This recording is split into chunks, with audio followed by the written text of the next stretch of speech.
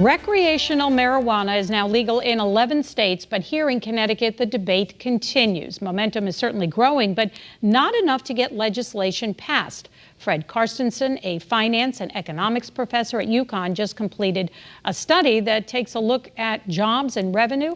Thank you for joining us on Face the State, and I understand there's a lot of money at stake. Oh, well, first of all, thank you for inviting me to join you. And the thing that we did was basically take Governor Lamont's framework for taxation and look at what it would deliver for the state over the first 5 years. There's 1 year of startup, and then it begins operation. So effectively, it's looking at 6 years, but 5 years of actual availability and retail sales of recreational marijuana. Marijuana is already fairly widely consumed in all states. 11 states have gone down. Many more have approved medical marijuana, which we have here in Connecticut. And so our responsibility was to try to project how much economic benefit legalization would have for Connecticut in terms of job creation and especially in terms of revenue, future revenue for the state. Because I think most people are aware Connecticut has had very weak economic performance over the last 10 years. It actually was the worst performing state in the country. It was on only 2 states whose economies actually contracted since 2008. So at the beginning of 2020, before we got into the pandemic, our economy here in Connecticut was about 6% smaller than it had been at the peak in 2008 when you adjust for inflation. We had also not recovered in jobs. And so the projections had been, even before the pandemic, that the state was facing some fairly severe fiscal challenges going forward. So obviously it was very useful to develop an analysis that would say, where are we going to get? Now, the marijuana legalization might be taxed under 2 different ways in the model, because that's been the discussion. And then the question is, what is the state going to do with the money? It could just put the money in the bank. How much money are we talking about? How many jobs could be created, and what kind of economic windfall could the state expect? Just the crude numbers are depending on how the state spends its money. Because if the state chooses to use all of the money to preserve current programs and not cut them, it could be as much as over 17,000 net new jobs in total, not specifically in the industry, but all together in the providers and in all of the other associated activities. It would be as less as 10,000. But so that's the range that we projected. At the end of 5 years of operation, it would be more than 10,000 to more than 17,000, depending on how the state spends its money. On the revenue side, in aggregate, you add up all the additional revenue that would come to the state and municipalities because they're in for a local sales tax provision.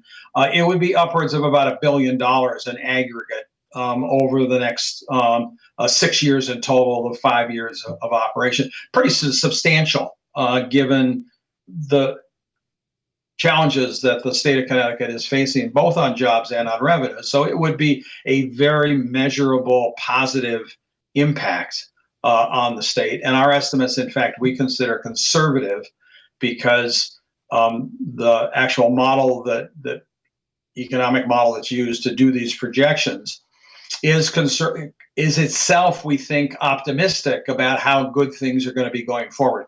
We think if you were more realistic about where we think we're going to be over the next several years, both in the state and nationally, the numbers would even be more powerful in terms of offsetting the potential contractions that we might face here in Connecticut. We're running out of time, but before, I wanted to ask you, because I know that what state would want to turn down that kind of money, and especially now with COVID and some of those expenses, Connecticut might be hard-pressed to not support recreational marijuana, but it does come at a cost. It comes at a cost to police departments, it comes at a cost for drug addiction. I've read several studies that younger people, more and more younger people are using marijuana. Many states are having issues with that. So there are some ethical issues too to weigh in. Do we to go to the money? As you probably know, that? Governor Lamont actually addressed that. He said, we're facing those problems anyway. And as long as it's not legal, we can't deal with it directly and openly by legalization. And what Colorado did was it used some of the money that comes from legalization there, specifically to study these medical effects. And it's been very important in quality control. One of the problems with illicit is that you have no control of quality. There's some very serious issues in terms of the strength of it and potential contamination. Every criticism I've seen of legalization has struck me personally. This is not part of the report, but me personally, my perception has been we could address those issues much more effectively with legalization. That keeping it illegal actually increases police costs because you can't bring it within a structure. We can't address the issue of, there is this issue of a DUI, not with alcohol, but marijuana. Well, let's develop the technology. And if we legalize it, then we can legally proceed with the kinds of research that would permit us to give police officers the right tools to deal with it. We can control quality. We can much better control access in the legal market because the retail operations would have to have ID and stuff. So certainly the experience in Colorado, Washington, California, other states, I think has argued that legalization with proper regulation and proper research intervention actually makes good sense. And for the state of Connecticut, it both addresses those issues, and because of our economic challenges, it actually helps us with job creation, creating a new industry, significantly improving the fiscal health of the state. Well, I want to thank you for joining us on Face the State. I know we've heard some of these arguments. Will that push lawmakers to go forward this year, especially with the economic condition the state is in? Who knows? That's our show for today. We thank you for watching Face the State. We will be back next Sunday, and we hope you enjoy the rest of your weekend.